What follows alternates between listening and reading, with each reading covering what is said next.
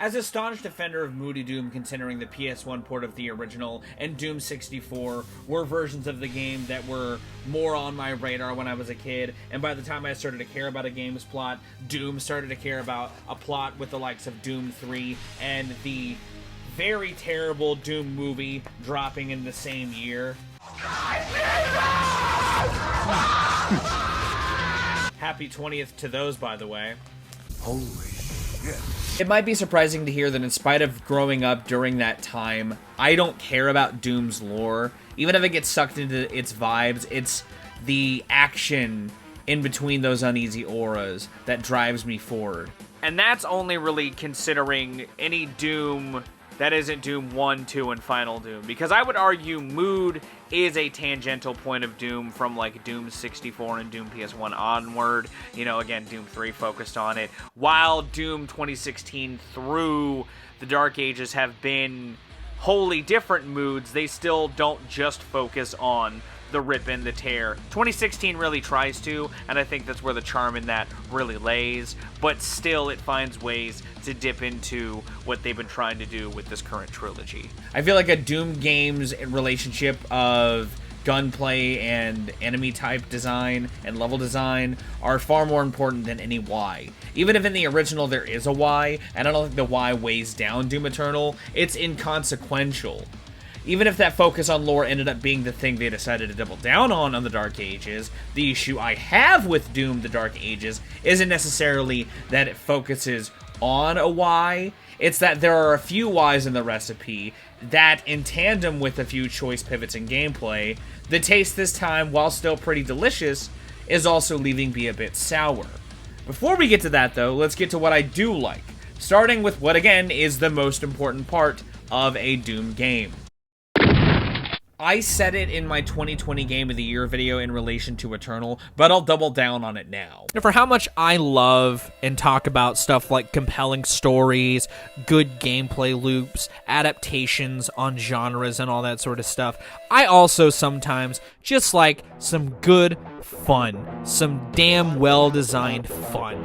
The gameplay in the Dark Ages might be a bit different than the last few, but when you're in the heat of combat, the flow is still pretty similar to what you'd expect from the series. Even if it is a bit different considering the focus on blending shield usage and melee weapon usage with the gunplay is a focus, in those moments where I would be lowering the morale for the new leader enemies while moving between enemies, I develop the same strategies for tackling certain ones like I would in any entry in the series, and I dig the way some of those changes from the norm I encountered were sprinkled throughout this. Hell Knights and Arachnotrons got basically the same strat, while Revenants were almost completely different than the norm for me. The same with Barons. It created a fun loop that still does make up the bulk of what you do. The weapon selection is also a bevy of neat ideas. The game's Super Shotgun is still primo. Admittedly, it's not as good as Eternal Super Shotgun. The Shield Dash does sort of act as the hook, though, and achieves a similar effect.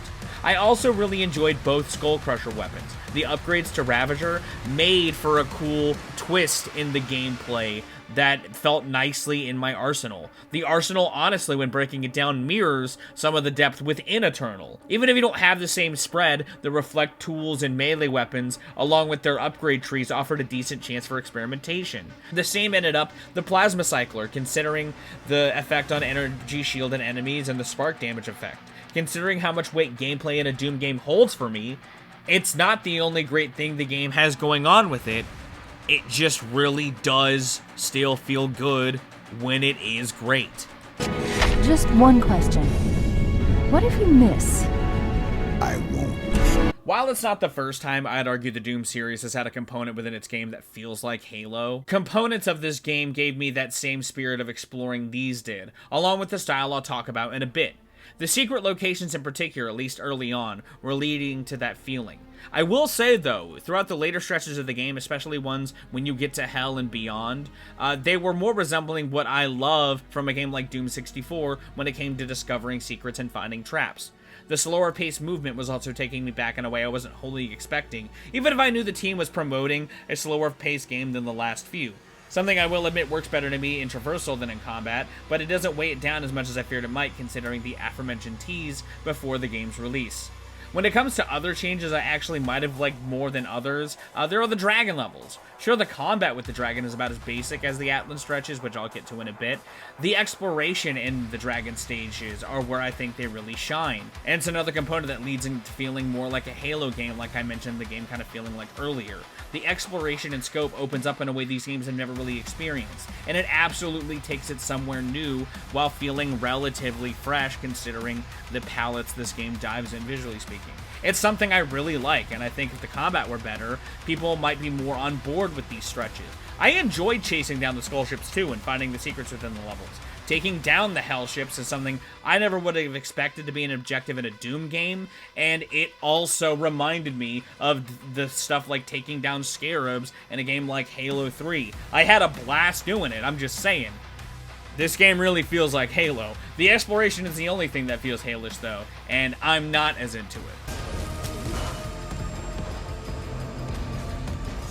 One of the more interesting narrative styles explored in a medium in recent years is within the horror movie in a violent nature. It's a movie presented mostly through the POV of a Jason Voorhees-inspired slasher monster as he slaughters a group of people in some truly horrific ways. However, there is a deeper world that is seemingly being talked about amongst the characters around this main guy that is treated like tapestry. There's a focus on supernatural and the main character's lore. It's just not the focus. The same could be felt throughout the greater beginnings of Doom the Dark Ages, at least in the aspects of this world that you're thrust within.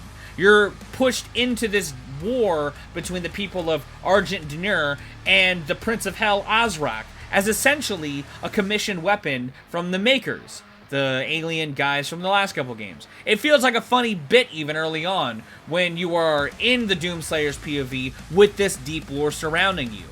I think considering this game really tries to lean into your personal growth in the last stretches and your peace within this world, it feels like the game should have done a better job early on at bridging you with this world, and I just don't think it does. I think it kind of fumbles the bag.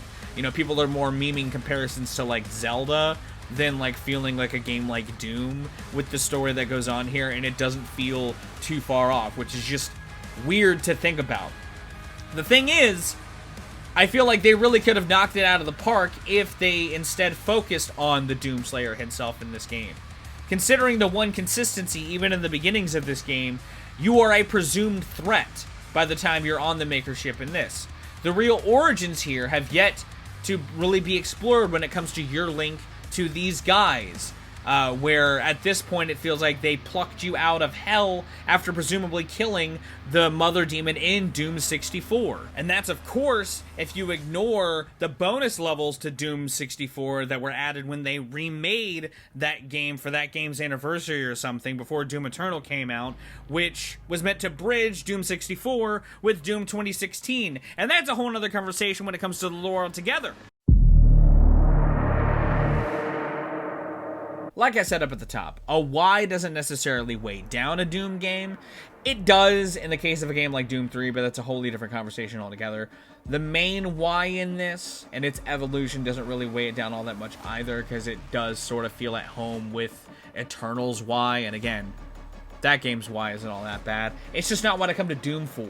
I can get why it has its fans, but I also feel like in this, the more you piece together this game in particular, in its context within the series, the dumber it feels. On top of that, the biggest why doesn't even come from any of the plot or the world the game is trying to make you live within. It's the fucking Atlan levels. As in, why include them at all? Yeah, the game is aiming for this blockbuster scale, but even the fucking Pacific Rim-ass finale is boring. The gameplay is too basic and feels like a barely more involved hallway loading screen in your modern AAA game. More so aligned with the turret levels in a game like Gears 4 than anything else. Sure, Doom 3 had the spacewalk stretches, but even they're more interesting than this. If there were more of them, the game would be worse for it. Sure, DLC sounds like a fun prospect, but I fear we'll get more Atlan stages, and am just not excited for that prospect. The fight with the old one is the sole decent moment within this level type, and is not even that much better. I think the old one made for a better level than boss fight. That's a goddamn shame. As far as other components, I have comments about, like the changes in enemy design and the soundtrack by and large.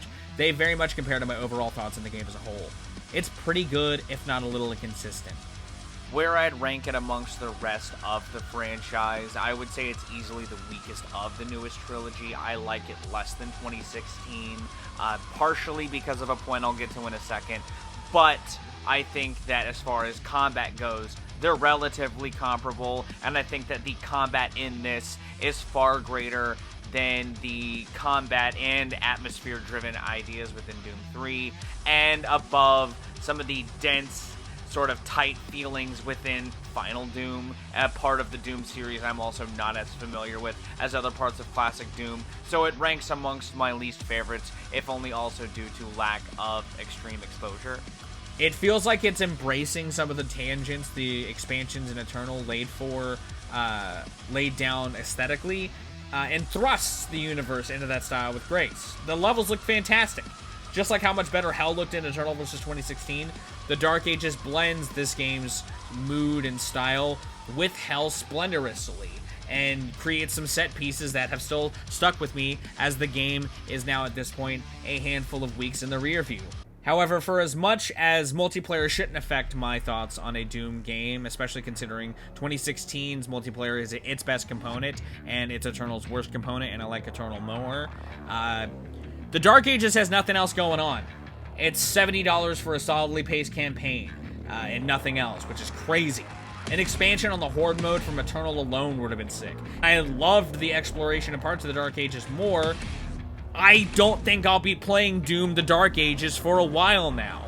And I'm still playing Doom 2016 in 2025, considering that game's multiplayer is goated.